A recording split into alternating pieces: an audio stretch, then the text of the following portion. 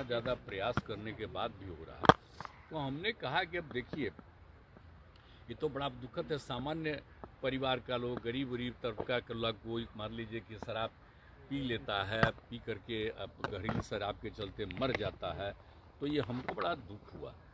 तो हमने एक बात कहा है, हम आपको बता रहे हैं कि अब जिस परिवार का कोई मरा है उस परिवार के लोग साफ तौर पर ये बता दें कि भाई हमारे परिवार के ये थे और कहाँ से ले लिए, पी लिए, उसके चलते मर गए।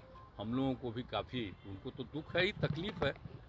और ये भी कह दें कि हाँ साहब शराब नहीं पीना चाहिए, हम सब लोगों को प्रेरित करेंगे शराब नहीं पिए, और ये सब बात करके एक लिखित तौर पर भेज देगा डीएम के यहाँ।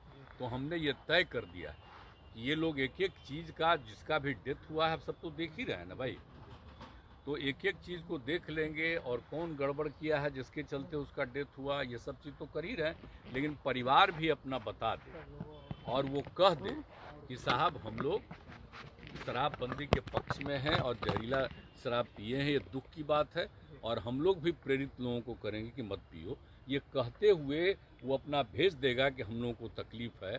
तो हम लोग बिल्कुल सरकार की तरफ से उसके परिवार को हम सोच लिए हैं कि हम 4 लाख रुपया उसको हम मदद कर देंगे, सीएम रिलीफ फंड से हम कर देंगे मदद।